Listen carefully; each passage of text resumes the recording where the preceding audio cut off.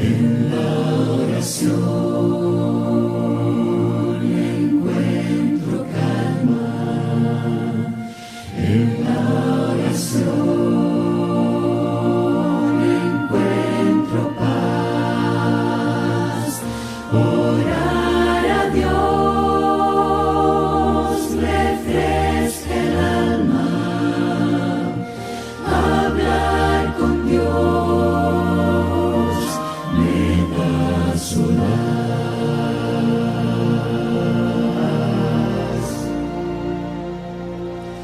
Hablar con Dios, qué privilegio.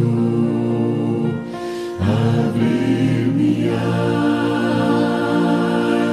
al Creador,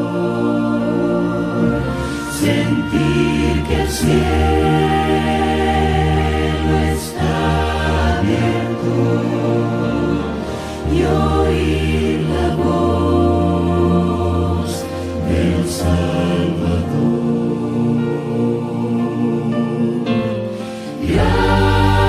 Grande es nuestro Dios y las obras de su amor y su poder es infinito. Me perdonó mi Salvador.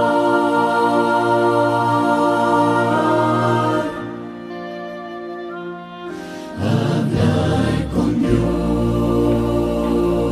lo necesito. Me da las ganas de vivir. La vida en Él tiene sentido, pues sé que Él me puede oír.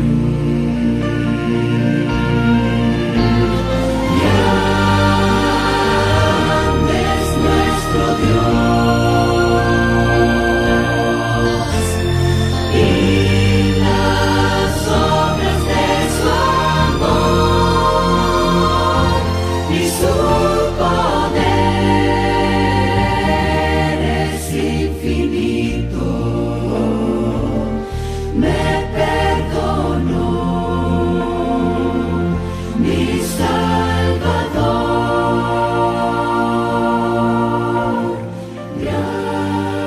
Grande es nuestro Dios y las obras de su amor y su poder es infinito. Me perdonó mi Salvador.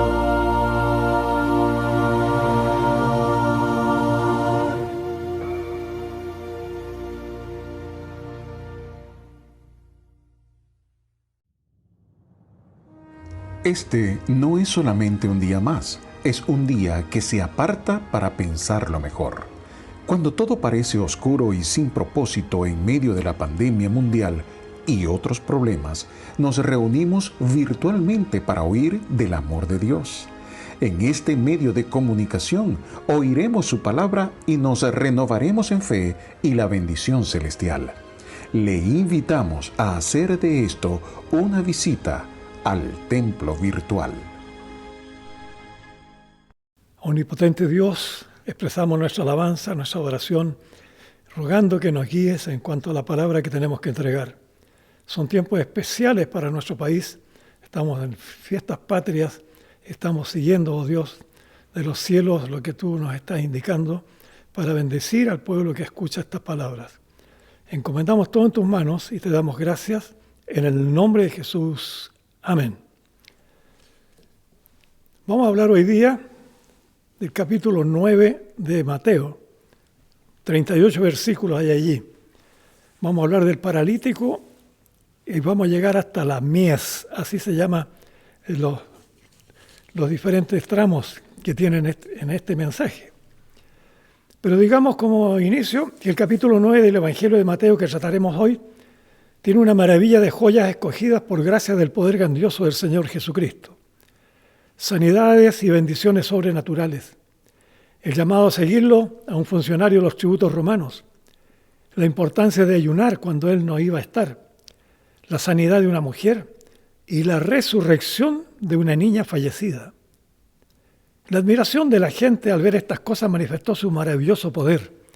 Pero de todas maneras, los fariseos blasfemaban diciendo que hacía obra de demonios.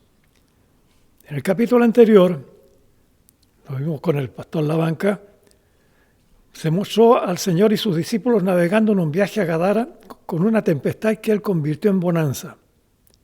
Cuando llegó, ministró a 2 endemoniados y echó al lago un hato de cerdos. Y también a los demonios, a los cuales sacó de ese problema. Los pobladores pidieron que se fuera de la ciudad porque perder los cerdos al parecer los había perjudicado mucho.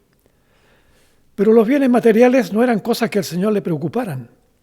Una manada de cerdos perdida era dinero que lamentaron los dueños de esos animales, pero lo que Jesús quiso hacer fue liberar a los endemoniados que estaban causando tanto daño allí en Gadara.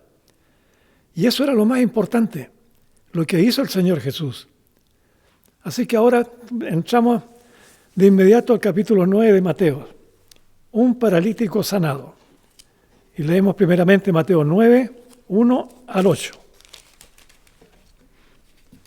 Dice allí la palabra lo siguiente. Entonces, entrando Jesús en la barca, pasó al otro lado y vino a su ciudad. Y sucedió que le trajeron un paralítico tendido sobre una cama, y al ver Jesús la fe de ellos, dijo al paralítico, «Ten ánimo, hijo, tus pecados te son perdonados».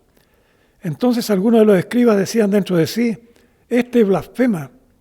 Y conociendo Jesús los pensamientos de ellos, dijo, «¿Por qué pensáis mal en vuestros corazones? Porque, ¿qué es más fácil decir, los pecados te son perdonados, o decir, levántate y anda? Pues para que sepáis que el Hijo del Hombre tiene potestad en la tierra para perdonar pecados, dice entonces al paralítico, levántate, toma tu cama y vete a tu casa. Entonces él se levantó y se fue a su casa. Y la gente al verlo se maravilló y glorificó a Dios que había dado tal potestad a los hombres. Jesús regresó de Gadara entonces con sus discípulos a Capernaum, la otra orilla del lago. Era la ciudad donde vivían varios de sus discípulos. El nombre traducido del arameo Keparnaum significa Villa de Nahum, puerto del llamado Mar de Galilea. Pedro y Andrés eran de esa ciudad y Jesús ya había establecido allí su centro ministerial. Las excavaciones arqueológicas encontradas estiman que las ruinas de Tel Hum serían lo que fue Capernaum, y allí se han hallado muchas piedras esculpidas, columnas, dinteles y figuras. Hay 2 columnas con inscripciones de gente que ayudó a construir la sinagoga. En una de ellas se lee en griego, Herodes junto con sus hijos levantaron esta columna. Y en la otra columna se lee en arameo, Alfeo, hijo de Zebedeo, hijo de Juan, hizo esta columna, a él sean bendiciones. El tema del paralítico en Marcos 2, 1 al 2 y Lucas 5, 17, 26 tiene más detalles de los que hay aquí en el Evangelio de Mateo. Es enfermo llevado en su lecho a Jesús por algunos parientes y amigos. Mateo omitió algunas informaciones, pero Lucas, en el caso del Evangelio que lleva su nombre, expone que en la casa había tanta gente que no podían entrar con el enfermo, por lo cual subieron al techo y abriendo un forado lo bajaron a los pies de Jesús. Es de imaginar lo que fue esto. Un enfermo en su cama, descendiendo del techo y poniéndolo ante los pies del Señor. La casa repleta de gente se tiene que haber sorprendido por la audacia de los amigos del paralítico. Hacer algo así es explicable porque Jesús ya contaba con la admiración de todas esas sanidades que había hecho. Por ejemplo, lo del leproso, al siervo de un centurión, a la suegra de Pedro Y además cuando calmó la tempestad, cuando iba embarcado con los discípulos. Y allá en Gadara, cuando envió los malos espíritus de los endemoniados a un hato de cerdos. La fe de los que llevaban al paralítico maravilló al Señor, que le dijo al enfermo que tuviera ánimo y que le perdonaba sus pecados. Y en ese numeroso grupo de gente habían algunos escribas que no valoraron la escena de la sanidad y dijeron que Jesús estaba blasfemando porque estaba perdonando los pecados del enfermo. Y añadían que solo Dios puede perdonar pecados. Pero Jesús mostró su autoridad espiritual porque descubrió incluso los pensamientos de los escribas y les preguntó, ¿por qué están pensando tan mal en sus corazones? ¿No es más fácil decir que los pecados son perdonados o decir, levántate y anda? Y enseguida Jesús le hace saber que Él es el Hijo de Dios, que tiene potestad para perdonar pecados en la tierra. Y le dijo al paralítico, levántate, toma tu cama y vete a tu casa. Aquello fue un momento glorioso que la gente pudo ver, porque todos se maravillaron al contemplar la portentosa obra de este hecho extraordinario.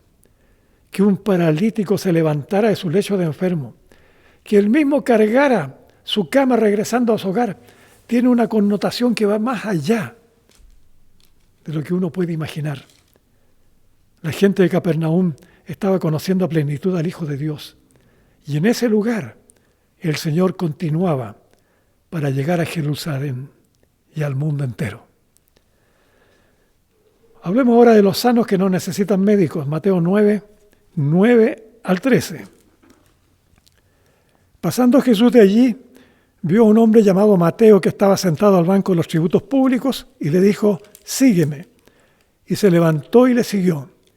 Y aconteció que estando él sentado a la mesa en la casa, he aquí que muchos publicanos y pecadores que habían venido se sentaron juntamente a la mesa con Jesús y sus discípulos. Cuando vieron esto, los fariseos dijeron a los discípulos, ¿por qué come vuestro maestro con los publicanos y pecadores? Al oír esto, Jesús les dijo, los sanos no tienen necesidad de médico, sino los enfermos. Id pues y aprended lo que significa misericordia quiero y no sacrificio, porque no he venido a llamar a justos, sino a pecadores al arrepentimiento. La ciudad de Capernaum tenía bastante movimiento por su condición de puerto y su numerosa población. El Imperio Romano dominaba en las distintas regiones y ciudades, obligando a cobrar impuestos y derechos. Su sistema de recaudación era llevado por personas que exigían y recibían el dinero que era enviado a Roma. Sus recaudadores eran los llamados publicanos. Y en cierto momento Jesús pasó cerca de un publicano de nombre Leví, que estaba sentado en el banco de los tributos. El publicano habrá pensado que esa persona quería pagar los impuestos. Pero Jesús se detuvo delante de él y le dijo, sígueme. Lo más inesperado fue la reacción del publicano, que de inmediato aceptó y lo siguió. Este publicano llamado Leví era hijo de Alfeo. Se cree que ese nombre Mateo se lo puso el Señor Jesús después de conocerlo, porque Mateo significa don del Señor. Y Mateo en realidad es un buen nombre para un hijo, ¿verdad? ¿Viene algún hijo en camino? ¿Hay alguno de los que están escuchando y dejar que ese hijo sea un don del Señor? Mateo no fue el único publicano que siguió a Jesús. Otro publicano de nombre Zaqueo también tuvo experiencias con el Señor. Zaqueo era un hombre muy pequeño que tuvo que subir a un árbol para poder ver a Jesús y que llegó a su casa para comer junto a un buen número de personas. Allí Jesús se hizo el invitado. Le dijo, voy a ir a tu casa. Mateo también lo llevó a su casa para comer junto a otros publicanos y pecadores, lo cual una vez más produjo las críticas de los fariseos que preguntaran a los discípulos, ¿por qué tu maestro Jesús come en la mesa con esos pecadores? Bueno, Jesús conoce hasta los pensamientos de la gente, y eso que les dijo tiene que haberlos extrañado. Que los sanos no tienen necesidad de médicos, sino los enfermos, y que vayan y aprendan ¿Qué es lo que significa misericordia quiero y no sacrificio? Porque no he venido a llamar justos, sino a quienes son pecadores que necesitan arrepentirse. Estas palabras del Señor Jesús son sabias y necesarias de entender. Su venida a esta tierra es para salvar pecadores. Su misericordia nos alcanza y Él siempre espera que demos esa vuelta maravillosa, echando fuera de nuestra vida los pecados y abriendo así la puerta del reino de los cielos. Hasta los más malvados, hasta los que no se interesan en creer en Dios, a todos los que se arrepienten y se entregan con fe sincera, se les abre la puerta de la salvación eterna. Otro tema tenemos ahora. Hablemos del ayuno. Mateo 9, 14 al 17. Entonces vinieron a él los discípulos de Juan diciendo: ¿por qué nosotros y los fariseos ayunamos muchas veces y tus discípulos no ayunan? Jesús les dijo: ¿acaso pueden los que están de bodas tener luto entre tanto que el esposo está con ellos? Pero vendrán días cuando el esposo les será quitado, y entonces ayunarán. Nadie pone remiendo a paño nuevo en vestido viejo, porque tal remiendo tira del vestido y se hace peor la rotura. Ni echan vino nuevo en odres viejos, de otra manera los odres se rompen, y el vino se derrama y los odres se pierden. Pero echan el vino nuevo en odres nuevos, y lo uno y lo otro se conservan juntamente. Después de comer en casa de Mateo, el Señor Jesús fue visitado por discípulos de Juan el Bautista. Ellos querían saber por qué los discípulos de Jesús no ayunaban, porque sí lo hacían los seguidores de Juan el Bautista y los fariseos. La respuesta de Jesús les pudo extrañar a los visitantes. ¿Acaso se ayuna en tiempos de bonanza? ¿Ayuna usted cuando se alegra de estar con salud y bienestar junto a sus familiares? Lo evidente es que el ayuno es una instancia de peligro, de dolor, de enfermedades, de persecución. El ayuno es tiempo de gratitud y de adoración. ¿Acaso eso no sería raro? El Señor dijo que cuando Él ya no estuviera con ellas, entonces iban a ayunar sus discípulos. Y añadió esos dos ejemplos: lo inútil que sería remendar paño nuevo en vestido viejo, lo mismo que echar vino nuevo en odres viejos que se romperían derramando el vino. El ayuno es una práctica cristiana que no se debe abandonar. Cuando hay momentos de angustia, de temor, y allí se precisan tiempos de clamor desesperado, de llamados extremos por los días de oscuridad, por cosas personales o de seres queridos que están en instancias difíciles. Porque hay situaciones críticas que afectan a nuestra nación. Motivo de ayunar. De la iglesia también en casos puntuales. En los problemas de la propia familia. En los proyectos importantes de la vida que se deben poner ante la voluntad del Señor. Y hay otros tan relevantes como superar esos pecados costosos de abandonar. Esos que se presentan a Dios con ese ayuno, con ese ruego para limpiar la mente y el cuerpo. Un ayuno personal, un ayuno familiar o un ayuno congregacional siempre va a ser un lapso de esperanza y de poder espiritual que va a fructificar para enfrentar hasta lo peor que nos pueda suceder. Vamos ahora a los versículos 18 al 26. Una niña y una mujer ante Jesús. Mientras él le decía estas cosas, vino un hombre principal y se postró ante él diciendo: mi hija acaba de morir, mas ven y pon tu mano sobre ella y vivirá. Y se levantó Jesús y le siguió con sus discípulos. Y aquí una mujer enferma de flujo de sangre desde hacía 12 años. Se le acercó por detrás y tocó el borde de su manto, porque decía dentro de sí: si tocare solamente su manto, seré salva. Pero Jesús, volviéndose y mirándola, dijo: ten ánimo, hija, tu fe te ha salvado. Y la mujer fue salva desde aquella hora. Al entrar Jesús en la casa del principal, viendo a los que tocaban flautas y la gente que hacía alboroto, les dijo: apartaos, porque la niña no está muerta, sino duerme. Y se burlaban de él. Pero cuando la gente había sido echada afuera, entró y tomó de la mano a la niña y ella se levantó. Y se difundió la fama de esto por toda aquella tierra. dos temas benditos que solo el Señor Jesús podía resolver.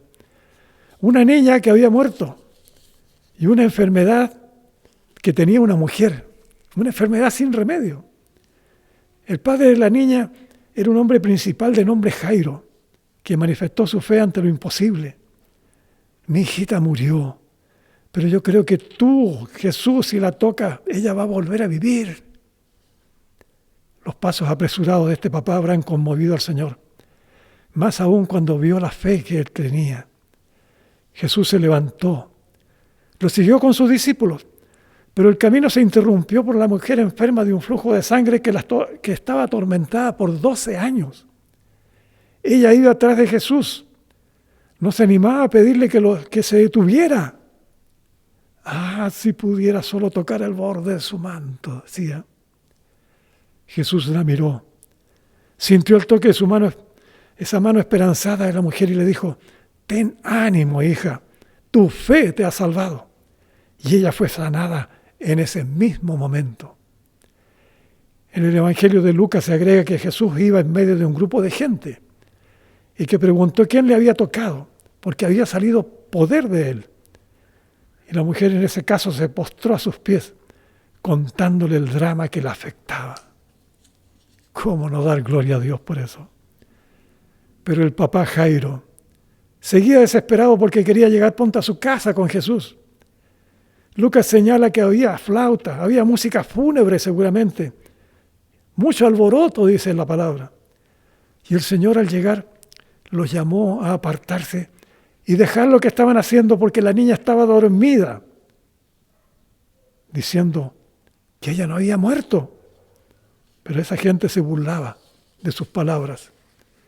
Lucas detalla además que Jesús entró a la casa con Pedro, Jacobo, Juan, el padre y la mamá de la niña. Todos llorando, se lamentaban. Pero Jesús les dijo que dejaran de llorar porque la niña estaba dormida. Cuando todos pensaban que había muerto ya, Él la tomó de la mano y clamó: muchacha, levántate. Y el espíritu volvió a ella y se levantó. Y Él ordenó que le dieran de comer a la niña. Aunque Mateo no lo escribió, podemos entender que Jairo y su familia quedaron absolutamente entregados a su fe en el Señor. Además del vecindario, que vieron eso, que habían lamentado la muerte de la niña. Y también pensando en las plañideras que deben haber llorado por el desconsuelo de Jairo y su familia. La fama se difundía cada vez más por lo que el Señor hacía y estaba dando bendición a tantos necesitados. Hermanos queridos, la fe en Dios no ha cesado. Tiene que estar esa fe totalmente puesta en el Altísimo, sin ruegos a imágenes ni a personas. La fe no es una superstición, la fe es poder, gracia, misericordia del Dios eterno. Todo eso está vigente, hermanos amados. Veamos ahora los versículos 27 al 34.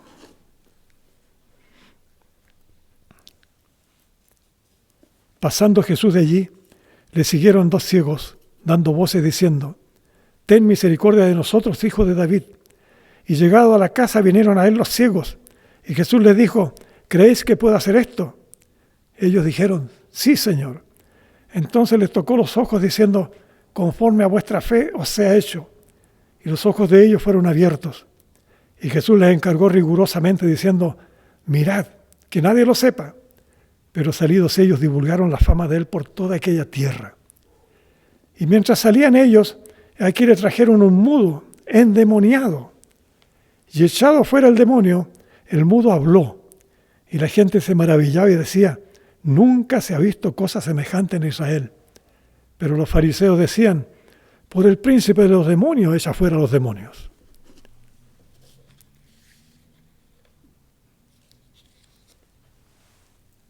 Jesús y su grupo acompañante salieron de la casa de Jairo.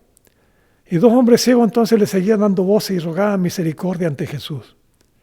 Cuando llegaron a la casa donde descansaban habitualmente, llegaron los 2 ciegos pidiendo sanidad para sus ojos. El Señor les preguntó si tenían fe suficiente como para recibir el don de la vista. ¿creéis que puedo hacerlo? Bueno, ellos ya sabían de los hechos extraordinarios que Jesús había hecho en diferentes lugares y aseguraron que sí, que Él los podía sanar en ese mismo momento. Una vez más, el poder infinito de Dios le dio nuevos ojos y los tocó con su mano maravillosa. Conforme a vuestra fe os sea hecho, les dijo. Hubo una frase inesperada que les pidió hacer, que no mencionaran el milagro que había hecho con ellos.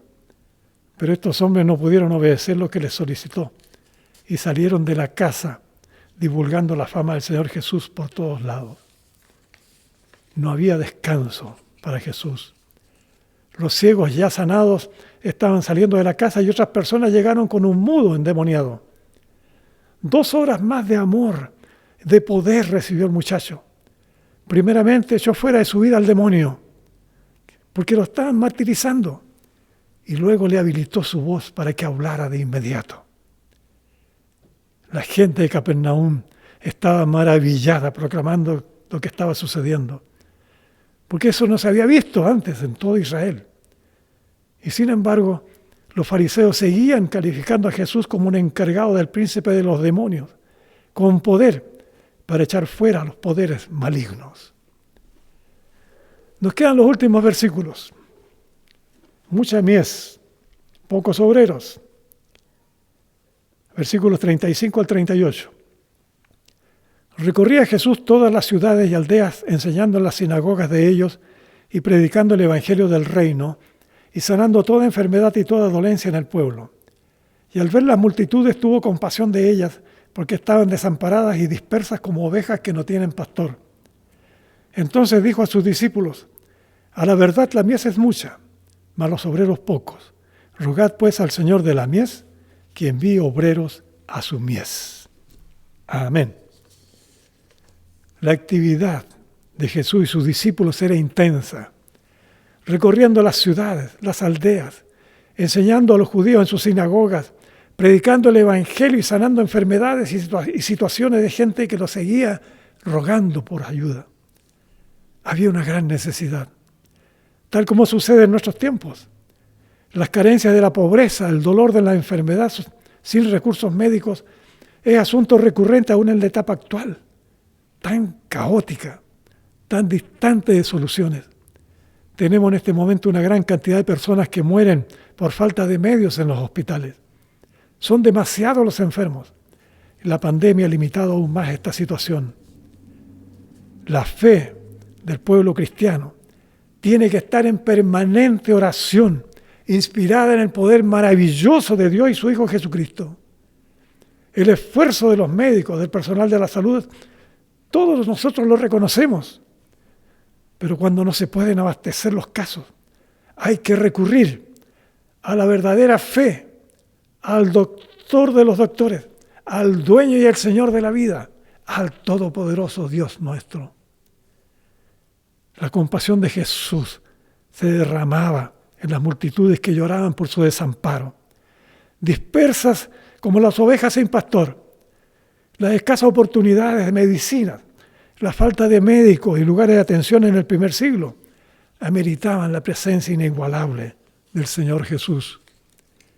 El Señor necesitaba más compañeros de oración y servicio a la gente que lo buscaba para mejorar los males que les afectaban.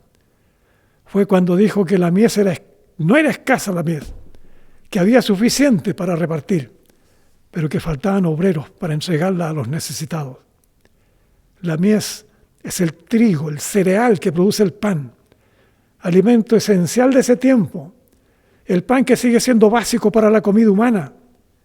Y sin embargo, hay que darle el carácter del alimento espiritual, de lo que Cristo trajo para alimentar a todo el mundo, la comida del amor de Dios, nutriendo para salvar a todos los que creen y obedecen sus mandamientos. El Señor tiene mucha mies espiritual para abastecer la vida de millones de personas, pero escasean los obreros para llevar el pan que deja el pecado fuera de la dieta que el maligno ofrece. Es la principal responsabilidad que nos cabe hacer como hijos, como hijas de Dios, comenzando por nuestras familias, con las personas que tenemos cerca, siguiendo hasta donde el Señor nos guíe. Porque de tal manera amó Dios al mundo, que ha dado su Hijo unigénito, para que todo aquel que en Él cree no se pierda, mas tenga vida eterna. Les invito a orar. Amantísimo Dios, soberano, Rey de los cielos y de la tierra, nos inclinamos reverentes ante ti, rogando por la apertura de esos corazones cerrados a la fe en Dios. Hay muchas personas, oh Dios, que están en este momento en esa situación. Oramos para que esta gente pueda acercarse a tus caminos, para que pueda entender que hay un Dios todopoderoso, que es el dueño de todo lo que existe. Toda la palabra que estamos entregando, bendito Dios, pueda ser visitada, pueda ser conocida, pueda ser entonces responsabilidades por aquellos que lo necesitan. Bendito Dios, oramos por la unidad de la iglesia, por su entrega para servir, para proclamar la verdad del Evangelio, para que pronto se puedan abrir los templos que ya están en este momento en alguna forma haciéndose.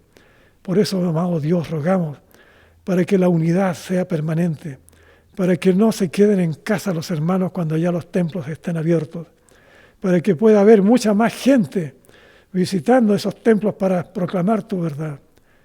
Por eso, gracias, bendito Señor.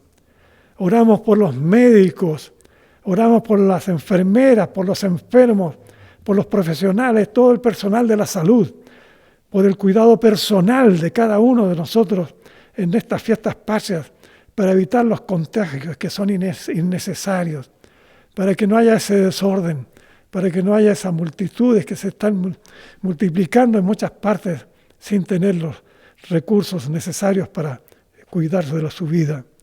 Por eso, bendito Dios, oramos de forma muy especial por la paz que necesita nuestro país, por probidad, por respeto por las autoridades, por las entidades que hay en el orden nacional.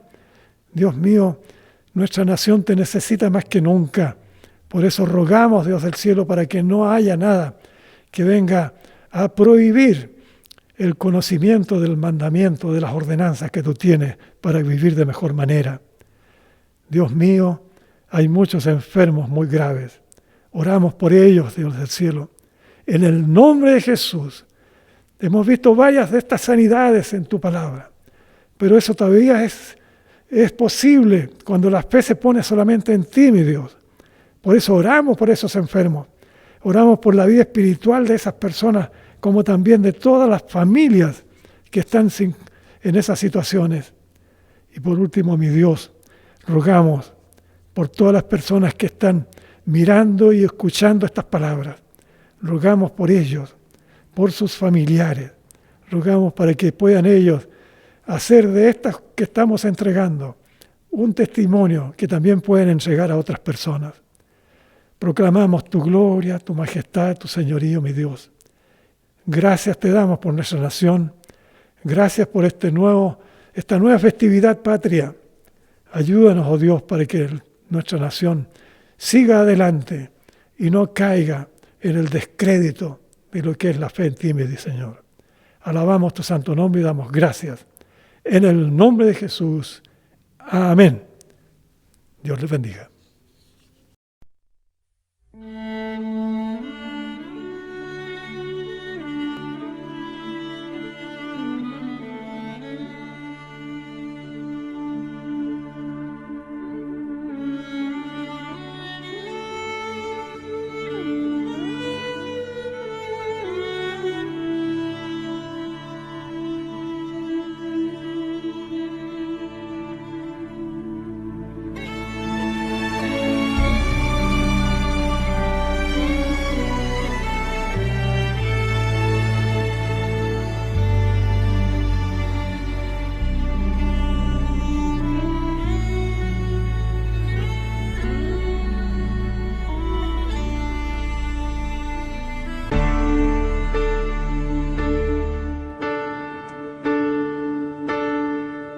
Si estoy cansado y débil por mis cargas y siento que la angustia me perdí. Aún así yo espero en el silencio, sabiendo que regresarás por mí. Si estoy cansado y débil por mis cargas y siento que la angustia me perdí, aún así yo espero en el silencio, sabiendo que regresarás por mí. Tú me levantas sobre las montañas,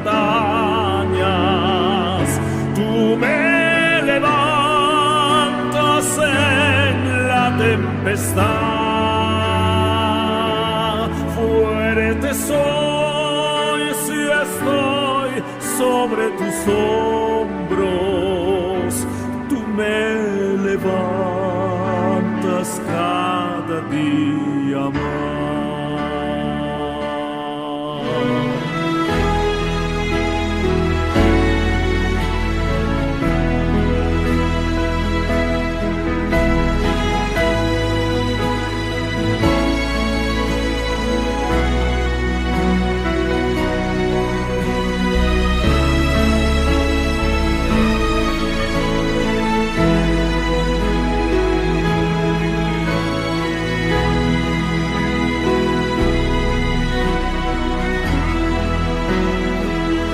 Tú me levantas sobre las montañas, tú me levantas en la tempestad.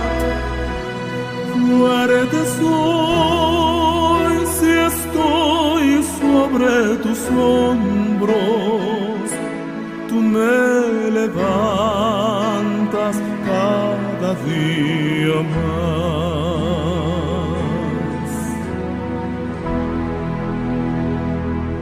Tú me levantas sobre las montañas, tú me levantas en la tempestad. Fuerte soy si estoy sobre tus hombros, tú me levantas cada día más. Tú me levantas sobre las montañas, tú me levantas en la tempestad. Fuerte soy si estoy sobre tus hombros, tú me levantas cada día más.